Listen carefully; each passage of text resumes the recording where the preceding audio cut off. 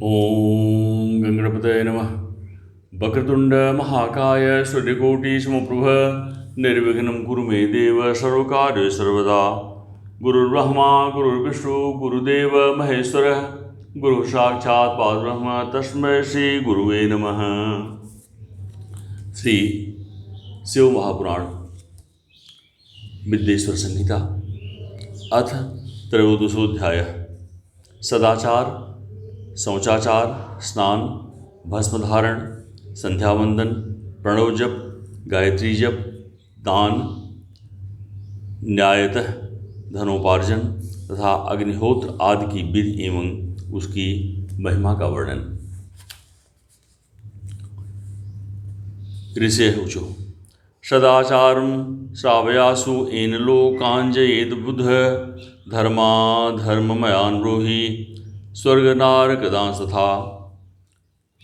ऋषिगण बोले, हे सूत जी, अब आप शीघ्र ही हमें वह सदाचार जब सुनाइए जिससे विद्वान पुरुष पुण्य लोगों पर विजय प्राप्त कर लेता है। स्वर्ग प्रदान करने वाले धर्ममय आचारों तथा नरक का कष्ट देने वाले अधर्ममय आचारों का भी वर्णन कीजिए।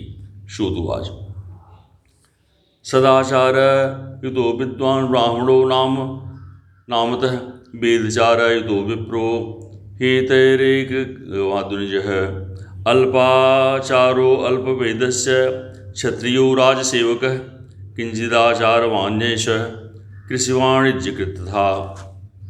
शूद्रब्राह्मण इत्युक्तः स्वयमेव हि कर्षकः आसूयालुः परद्रोही चांडालद्विजुच्यते। सूत जी बोले, हे ऋषियों, सदाचार का पालन करने वाला विद्वान ब्राह्मण ही वास्तव में ब्राह्मण नाम धारण करने का अधिकारी है।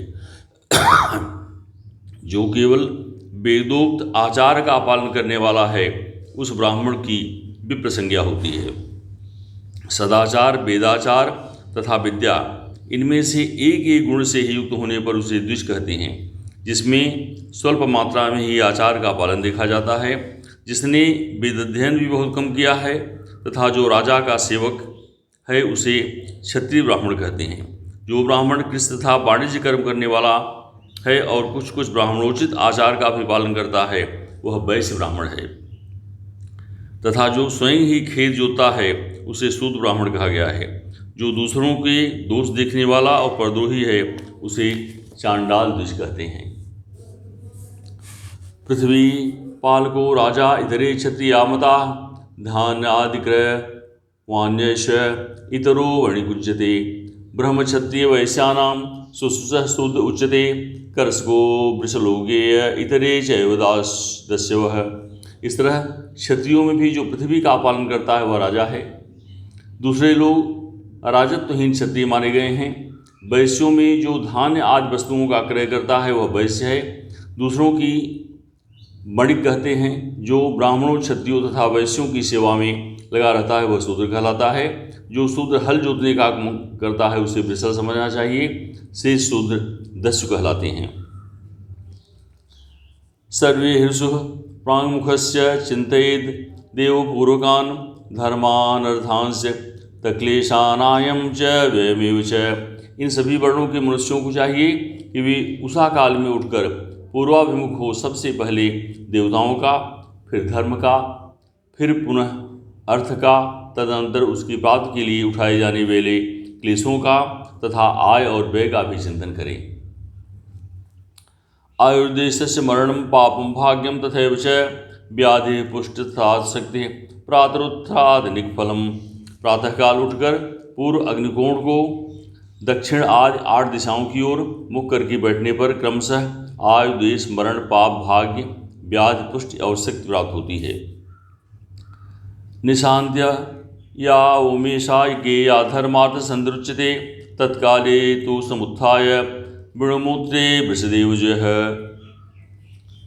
गृहाद् दूरं ततो गत्वा बाह्यतः प्रावतस्तथा उद्मुखः समाविश्य प्रतिबन्धोदिमुखः जलाग्नि ब्राह्मणादीनां देवानां नाभिमुख्यतः लिंगं विधाय वामेन मुखमन्येन पाणिना मूलमृत्सज्ज चोत्थाय न पश्येच तन्मलम् उदितेन जलनेव शौचं कुर्यात् जलाद् बहिः अथवा देवपितृसि तीर्थावतरणं विना सप्तवा पञ्चवात्रीण्या गुदं संशोधनेन मृदा लिंगे करकोटमात्रं तु गुदे प्रसिद्धरिष्यते तत उत्थाय पद्धतः शौचं गण्डूसमष्टकम्। रात के पिछले प्रातःकाल उठकर 8 दिशाओं की ओर मुख करके बैठने पर क्रमशः आयु, द्वेष, मरण, पाप, भाग्य, व्याधि, पुष्टि और शक्ति प्राप्त होती है। रात के पिछले पहर को उषाकाल जानना चाहिए। उस अंतिम पहर का जो आधा या मध्य भाग है उसे संधि कहते हैं। उस संधिकाल में उठकर द्विज को मलमूत्र आदि का त्याग करना चाहिए। घर से दूर जाकर बाहर से अपने शरीर को ढके रहकर दिन में उत्तराभिमुख बैठकर मलमूत्र का त्याग करें। यदि उत्तराभिमुख बैठने में कोई रुकावट हो तो दूसरी दिशा की ओर मुख करके बैठे। जल, अग्नि, ब्राह्मण आदि देवताओं का सामना बचाकर बैठे। बाएं हाथ से उपस्थ को ढककर तथा दाहिने हाथ से मुख को ढककर मल त्याग करे और उठने पर उस मल को न देखे। तदनंतर जलाशय से बाहर निकले हुए जल से ही गुदा की शुद्ध करे अथवा देवताओं, पितरों तथा ऋषियों की तीर्थ में उतरे बिना ही प्राप्त हुए जल से शुद्ध करनी चाहिए। गुदा में 7, 5 या 3 बार मिट्टी से उसे धोकर शुद्ध करे। लिंग में ककोड़े के फल के बराबर मिट्टी लेकर लगाए और उसे धो दे, परंतु गुदा में लगाने के लिए 1 पसर मिट्टी की आवश्यकता होती है। लिंग और गुदा की शुद्ध के पश्चात उठकर अन्यत्र जाए और हाथ पैरों की शुद्ध करके 8 बार कुल्ला करे। एनकेन च पत्रेण काष्ठेन च जलाद्बह्य कार्यं संतर्जनीं तज्य दन्तधावनमेरितं जलदेवान् नमस्कृत्यं मंत्रेण स्नानमाचरेत् अशक्तः कंठदग्नं वा कटिदग्धमथापि वा आजानुजलमाविश्य मंत्रस्नानं समाचरेत् देवादिस्तरविद्युदास्तंत्रं तीर्थजलेन च। किसी वृक्ष के पत्ते अथवा उसके पत्तल से काष्ठ से जल के बाहर दातुन करना चाहिए। उस समय तर्जनी अंगुली का उपयोग न करिए। यह दंत शुद्धि का विधान बताया गया है। तदनंतर जल संबंधी देवताओं को नमस्कार करके मंत्र पाठ करते हुए स्नान करें। यदि कंठ तक या कमर तक पानी में खड़े होने की शक्ति न हो तो घुटने तक जल में खड़ा होकर अपने ऊपर जल छिड़क कर मंत्रोच्चार पूर्वक स्नान करना चाहिए। विद्वान पुरुष को चाहिए कि वहाँ तीर्थ जल से देवता आदि का स्नानांग तर्पण भी करे। धौत वस्त्रं समादाय पंचकच्छेन धारयेत् उत्तरीयं च किंचैव धार्यं सर्वेषु कर्मसु नाद्यादितीर्थस्नाने तु स्नानवस्त्रं च न शोधयेत् वापि कूपगृहादौ तु स्नानदूर्धं नयेत् बुधः शिलादार्वादिके वापि जले वापि स्थलेऽपि वा संशोध्य पीडयेद्वस्त्रं पितॄणां तृप्तये द्विजाः। इसके बाद धौत वस्त्र लेकर 5 कच्छ करके उसे धारण करे। साथ ही कोई उत्तरीय भी धारण कर ले, क्योंकि संध्या बंदन आज सभी कर्मों में उसकी आवश्यकता होती है। नदी या तीर्थों में स्नान करने पर स्नान संबंधी उतारे हुए वस्त्र को वहाँ न धोए। स्नान के पश्चात विद्वान पुरुष उस वस्त्र को बावड़ी में, कुएं के पास अथवा घर आदि में ले जाए और वहाँ पर पत्थर पर, लकड़ी आदि पर जल में या स्थिर या स्थल में अच्छी तरह धोकर उस वस्त्र को निचोड़े। हे द्विजों, वस्त्र को के निचोड़ने से जो जल गिरता है वह पितरों की तृप्ति के लिए होता है। जाबालकोक्त मंत्रेण भस्मानां च त्रिपुंड्रकम् अन्यथा चेंचलेपातस्तव नरगमृच्छति। इसके बाद जाबाल उपनिषद में बताए गए मंत्र से भस्म लेकर उसके द्वारा त्रिपुंड लगाए। इस विधि का पालन न किया जाए, इसके पूर्व ही यदि जल में भस्म गिर जाए तो कर्ता नरक में जाता है। आपोहिष्ठेति शिरसि प्रोक्षेत् पापशान्धये यस्येति मंत्रं पादयतु सन्धिप्रोक्षणमुच्यते। हृदये मूर्धि पादे च मूर्धि हत्पादे एव च हत्पादतु मूर्धि संप्रोक्ष्य मंत्रस्नानं विदुर्वधा। आपोहिष्ठा इस मंत्र से पाप शांति के लिए सिर पर जल छिड़के तथा यस्य क्षयाय इस मंत्र को चढ़कर पढ़कर पैर पर जल छिड़के, इसे संत प्रोक्षण कहते हैं। आपो हिष्ठा इत्यादि मंत्र में 3 ऋचाएँ हैं और प्रत्येक ऋचा में गायत्री छंद के 3-3 चरण हैं। इनमें से प्रथम ऋचा के 3 चरणों का पाठ करते हुए क्रमशः पैर, मस्तक और हृदय में जल छिड़के, दूसरी ऋचा के 3 चरणों को पढ़कर क्रमशः मस्तक, हृदय और पैर में जल छिड़के तथा तीसरी ऋचा के 3 चरणों का पाठ करते हुए क्रमशः हृदय, पैर और मस्तक का जल से प्रोक्षण करे। इसे विद्वान पुरुष मंत्र स्नान कहते हैं। ईषत् परसेच दोषास्ते राजराष्ट्र भयेपि च अगत्यागतिकाले च मंत्र स्नानं समाचरेत्। प्रातः सूर्यानुगाकेन सायमग्न्यनुवागतः अपः पीत्याथा मध्ये पुनः प्रोक्षणमाचरेत्। किसी अपवित्र वस्तु से किंचित स्पर्श हो जाने पर, अपना स्वास्थ्य ठीक न रहने पर, राजभय या राष्ट्रभय उपस्थित होने पर, यात्रा काल में जल की उपलब्ध न होने की व्यवस्था आ जाने पर मंत्र स्नान करना चाहिए। प्रातःकाल सूर्य अनुवाग से सायंकाल अग्नि संबंधी अनुवाग से जल का आचमन करके पुनः जल से अपने अंगों का प्रोक्षण करें। मध्याह्न काल में भी आपह पुनंतु इस मंत्र से आचमन करके पूर्वत प्रोक्षण करना चाहिए। गायत्र्या जप मंत्रांते त्रिउधुरम प्रावग्निक्षेपतः मंत्रेण सह चैकं वा मध्ये स्तुतुर्वेदुजा अथ जाते सहवावे भूमि पश्चादिमुख उद्दितं दद्यात् प्रातस्तु मध्याह्ने गुलुङ्गुविस्तथा अंगुलीनां च रन्ध्रेण लम्बं पश्येत् दिवाकरम् आत्मप्रदक्षिणं कृत्वा शुद्धाचमनमाचरेत्। प्रातःकाल की संध्योपासना में गायत्री का जप करके 3 बार ऊपर की ओर सूर्यदेव को अर्घ्य देना चाहिए। हे ब्राह्मणों, मध्याह्न काल में गायत्री मंत्र के उच्चारण पूर्वक सूर्य को एक ही अर्घ्य देना चाहिए। फिर सायंकाल आने पर पश्चिम की ओर मुख करके बैठ जाए और पृथ्वी ही सूर्य के लिए अर्घ्य है। प्रातःकाल और मध्याह्न काल के समय अंजल में अर्घ्य जल लेकर अंगुली की ओर से सूर्यदेव की अर्घ्य दे। अंगुलियों के छिद्र से ढलते हुए सूर्य को देखे तथा उनके लिए आत्म प्रदक्षिणा करके शुद्ध आचमन करे। सायं मुहूर्तोऽस्तु कृता संध्या वृथा भवेत् आकालात् काल इत्युक्तो दिनेति यथाक्रमम्। सायंकाल में सूर्यास्त 2 घड़ी पहले की हुई संध्या निष्फल होती है, क्योंकि वह संध्या का समय नहीं है। ठीक समय पर संध्या करनी चाहिए, ऐसी शास्त्रीय आज्ञा है। यदि संध्योपासना किए बिना दिन बीत जाए तो प्रत्येक समय के लिए क्रमशः प्रायश्चित करना चाहिए।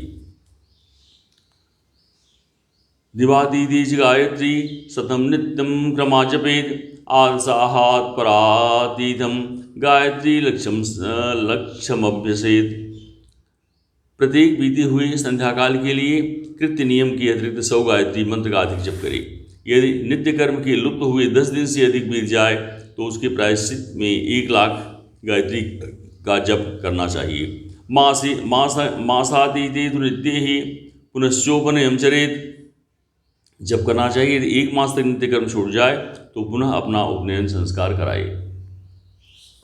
ईशो गौरी गुहा विष्णुर्ब्रह्मा चंद्रस्य वयम एवं रूपाश वै देवास्त परिदेथ सिद्धये ब्रह्मार्पणं ततः कृत्वा शुद्धाचमनामचरेत्।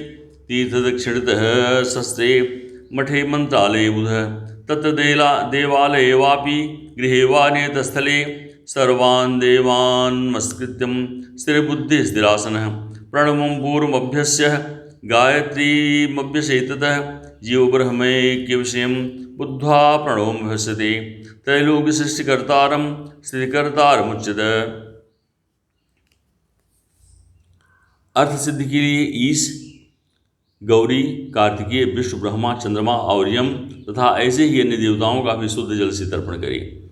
तत्पश्चात तर्पण कर्म को ब्रह्मार्पण करके शुद्ध आचमन करें। तीर्थ के दक्षिण भाग में प्रशस्त मठ में, मंत्रालय में, देवालय में, घर में तथा अन्य किसी नियत स्थानों में आसन पर स्थित पूर्वक बैठकर विद्वान पुरुष अपनी बुद्धि को स्थिर करे और संपूर्ण देवताओं को नमस्कार करके पहले प्रणव का जप करने के पश्चात गायत्री मंत्र की आवृत्ति करें।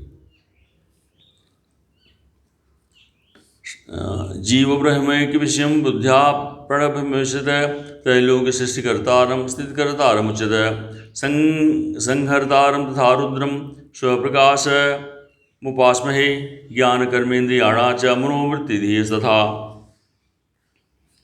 भोगमोक्ष प्रतिधर्मे ज्ञाने च प्रेरे सदा इत्थमर्थधिं ध्यानं ब्रह्म प्राप्नोति निश्चितं केवलं वाजपेयी नित्यं ब्राह्मणस्य च पूर्तये सहस्रमभ्यसे नित्यं प्रातः ब्रह्माण्डपुङ्गवः अन्येषां च यथाशक्ति मध्याह्ने च शतं जपेत् सायं दिवसगं ज्ञेयं शिखाष्टकसमान्वितम्। प्रणव के अ, उ, म इन 3 अक्षरों से जीव और ब्रह्म की एकता का प्रतिपादन होता है। इस बात को जानकर प्रणव को जप करना चाहिए। जप काल में यह भावना करनी चाहिए कि हम दोनों लोगों की कष्ट करने वाले ब्रह्मा, पालन करने वाले विष्णु तथा संहार करने वाले रुद्र की, जो स्वयं प्रकाश हैं, चिन्मय हैं, उपासना करते हैं। यह ब्रह्मस्वरूप ओंकार हमारी कर्मेंद्रियों और ज्ञानेंद्रियों की वृत्तियों को, मन की वृत्तियों को तथा बुद्धि वृत्तियों को सदा भोग और मोक्ष प्रदान करने वाले धर्म एवं ज्ञान की ओर प्रेरित करता है। बुद्ध के द्वारा प्रणव के इस अर्थ का चिंतन करता हुआ जो इसका जप करता है वह निश्चय ही ब्रह्म को प्राप्त कर लेता है। अथवा अर्थानुसंधान के बिना भी प्रणव का नित्य जप करना चाहिए। इससे ब्राह्मणत्व की पूर्ति होती है।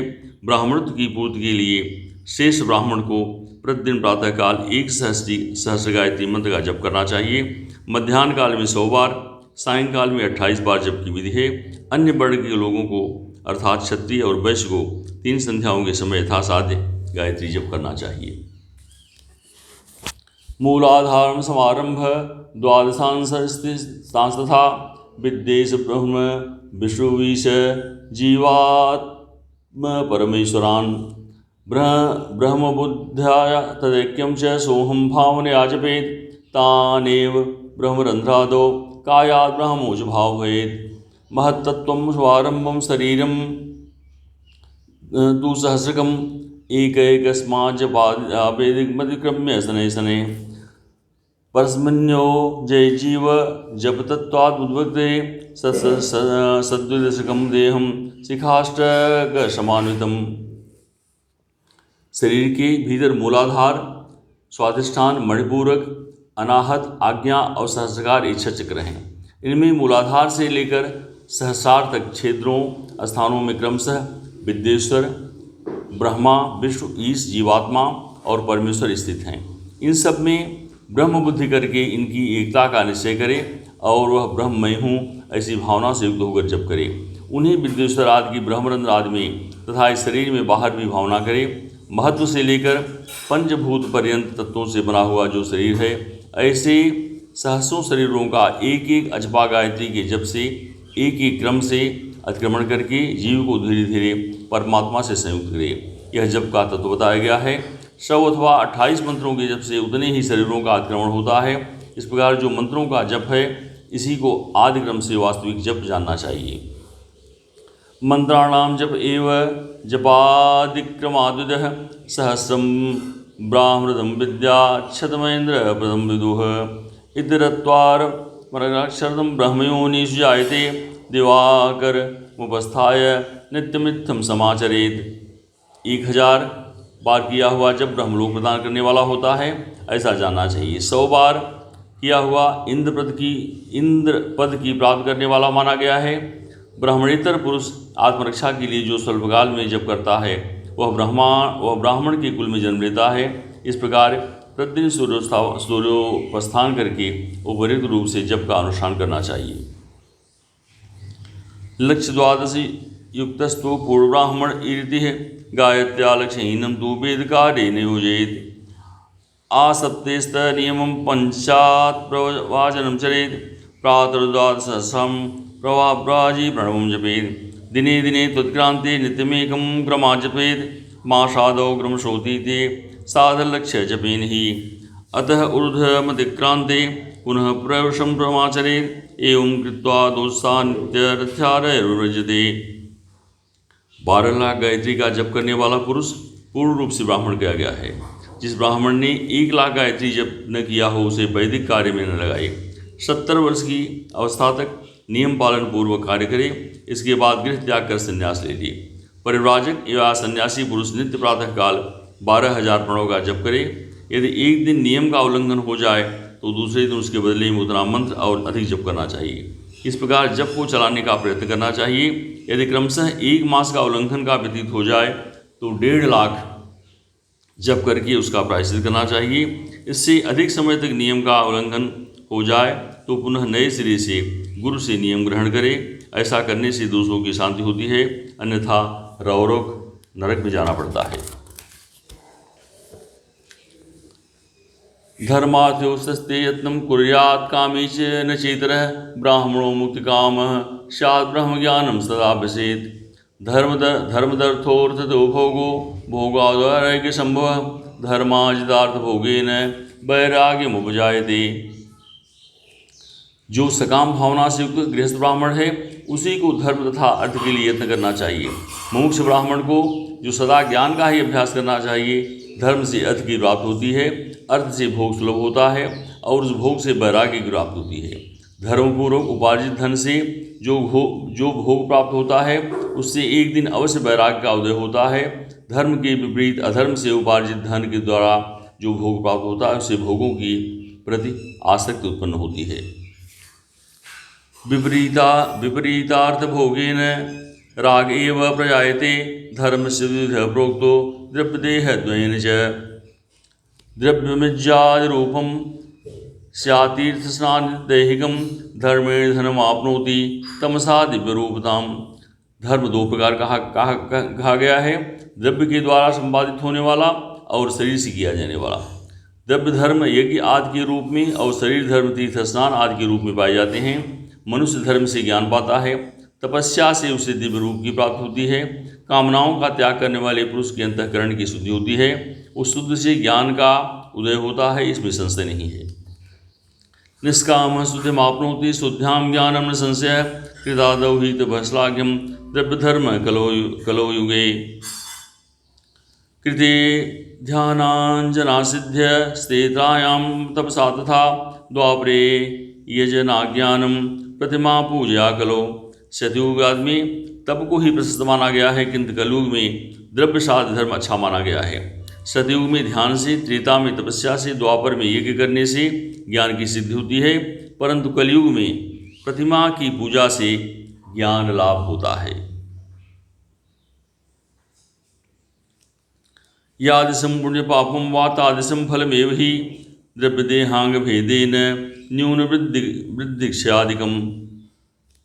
जिसका जैसा पुण्य या पाप होता है उसे वैसा ही फल प्राप्त होता है। द्रव्य देह तथा अंग में न्यूनता, वृद्धि अथवा क्षय आदि के रूप में वह फल प्रकट होता है। अधर्मो हिंसकारूपो धर्मस्तु सुखरूपकः अधर्मात् दुःखमाप्नोति धर्मादय सुखमेधते। विद्या दुर्वृत्तितो दुःखम सुखम विद्या सुवृत्तितः धर्मार्जनतः कुर्यात् भोग मोक्ष प्रसिद्धये। अधर्म हिंसा रूप है और धर्म सुख रूप है। मनुष्य अधर्म से दुख पाता है और धर्म से सुख एवं अभ्युदय की प्राप्ति होती है। दुराचार से दुख प्राप्त होता है, सदाचार से सुख। अतः भोग और मोक्ष की सिद्धि के लिए धर्म का उपार्जन करना चाहिए। सकुटुम्बस्य विप्रस्य चतुर्जनयुतस्य च शतवर्षस्य वृत्तिं तु दद्यात् ब्रह्मलोकदम्।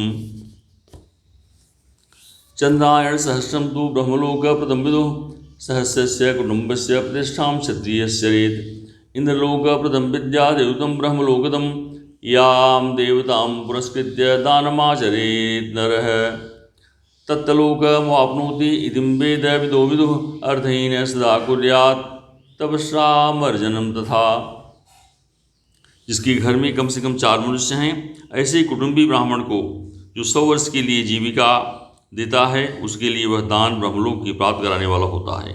1000 चंद्रायण व्रत का अनुष्ठान करके ब्रह्म लोकदायक माना गया है। जो क्षत्रिय 1000 कुटुंबों को जीविका और आवास देता है उसका वह कर्म इंद्रलोक की प्राप्त कराने वाला होता है। 10,000 कुटुंबों को दिया हुआ आश्रयदान ब्रह्मलोक प्रदान करता है। दाता पुरुष जिस देवता के उद्देश्य से दान करता है अर्थात वह दान के द्वारा जिस देवता को प्रसन्न करना चाहता है उसी का लोक उसे प्राप्त होता है। ऐसा वेदवेत्ता पुरुष कहते हैं।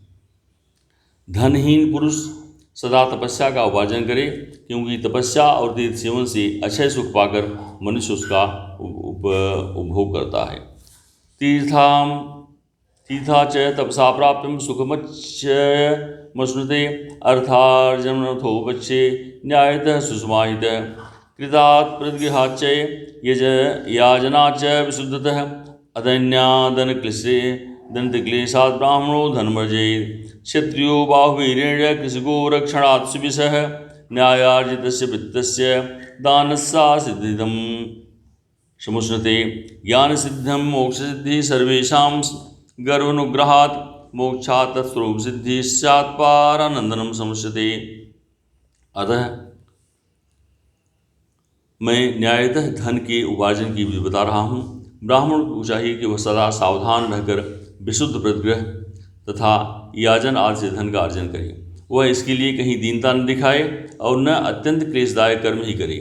क्षत्रिय बाहुबल से धन का उपार्जन करे, वैश्य कृषि एवं गोरक्षा से, न्यायोपार्जित धन का दान करके दाता से ज्ञान की सिद्धि होती है। ज्ञान सिद्धि द्वारा सब पुरुषों को गुरु कृपा से मोक्ष सिद्धि सुलभ होती है। मोक्ष से स्वरूप की सिद्धि प्राप्त होती है, जिससे परमानंद का अनुभव होता है। हे द्विजों, मनुष्य को यह सब सत्संग से प्राप्त होता है।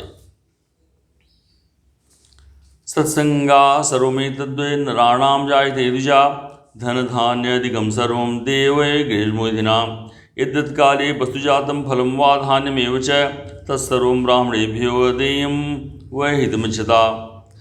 गृहस्थाश्रमी को धन धान्य आज सभी वस्तुओं का दान करना चाहिए। अपना हित चाहने वाले गृहस्थ को जिस काल में जो फल अथवा धन्याद वस्तुएं उत्पन्न होती हैं उन्हें ब्राह्मणों को दान करना चाहिए। जलम चैव सदादेव मन्यम शुद्ध्या शान्तये क्षेत्रं धान्यं तथा मन्नमेव चतुर्विधं यावत् कालमिदन्नं वै भुक्त्या श्रवणमेतते तावत् तस्य पुण्यस्य त्वर्थं दातुं संशय। वह तृषा निवृत्ति के लिए जल तथा क्षुधा रूपी रोग की शांति के लिए सदा अन्न का दान करे। खेत धान्य, कच्चा अन्न तथा भक्ष्य, भोज, लय और चोष, ये 4 प्रकार के सिद्ध अन्न दान करने चाहिए। जिसके अन्न को खाकर मनुष्य जब तक कथा श्रवण आदि सत्कर्म का पालन करता है उतने समय तक उसके लिए हुए पुण्य फल का आधा भाग दाता को मिल जाता है, इसमें संशय नहीं।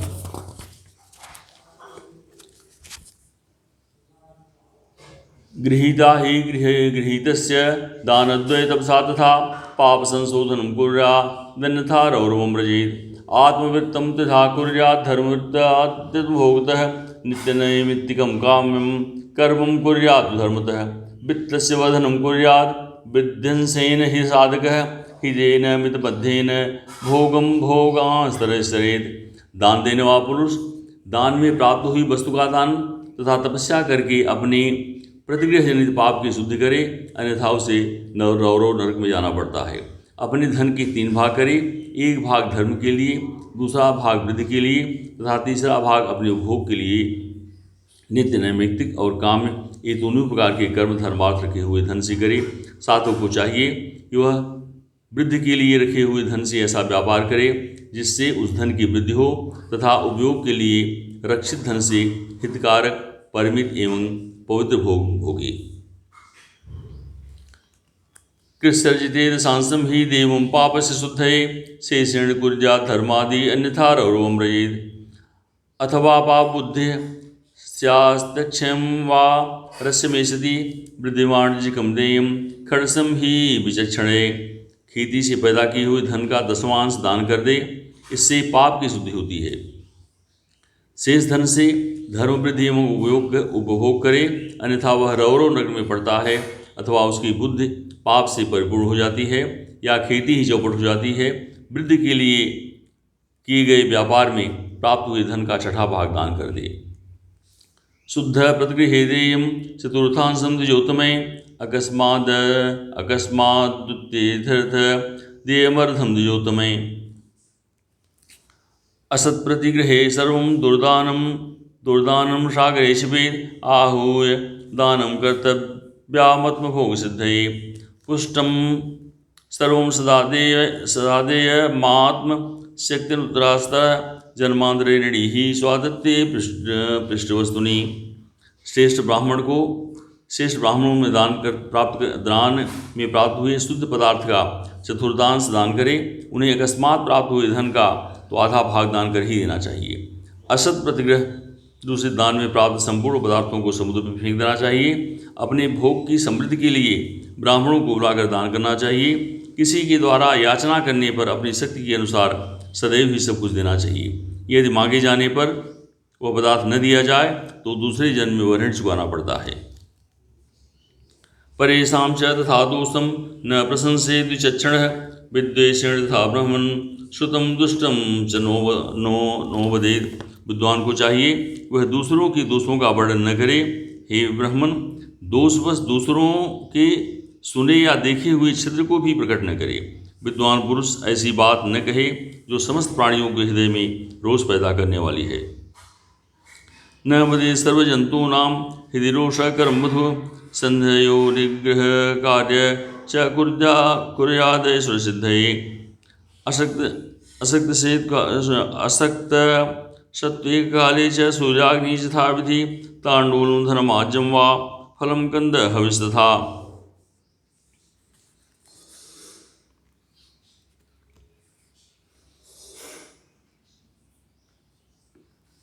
ऐश्वर्य की सिद्धि के लिए दोनों संध्याओं के समय अग्निहोत्र करे। यदि असमर्थ हो तो वह एक ही समय सूर्य और अग्नि को विधिपूर्वक दी हुई आहुति से संतुष्ट करें। चावल, धान्य, घी, फल, कंद तथा हविष्य इसके द्वारा विधिपूर्वक स्थाली पाक बनाए तथा यथोचित रीत से सूर्य और अग्नि को अर्पित करे। स्थाली पाकम तथा कुर्याद्यथान्यायां यथाविधि प्रधान होम मात्रम वा हव्याभावे समाचरेत्।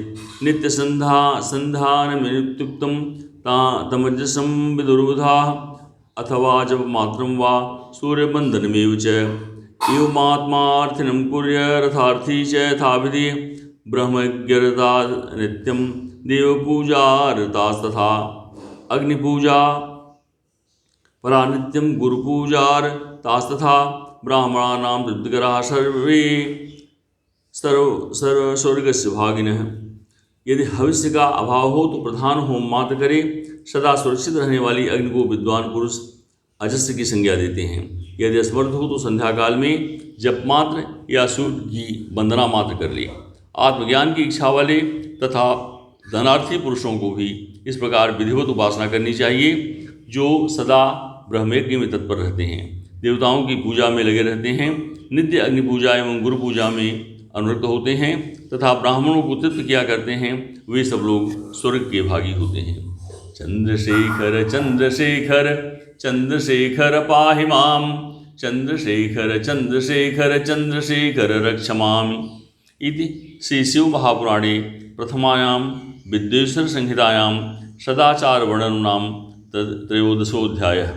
इस प्रकार शिव महापुराण के अंतर्गत प्रथम विद्वेश्वर संहिता में सदाचार का वर्णन नामक 13वां अध्याय पूर्ण हुआ। इसमें हुई त्रुटियों को क्षमा करें। हर हर महादेव।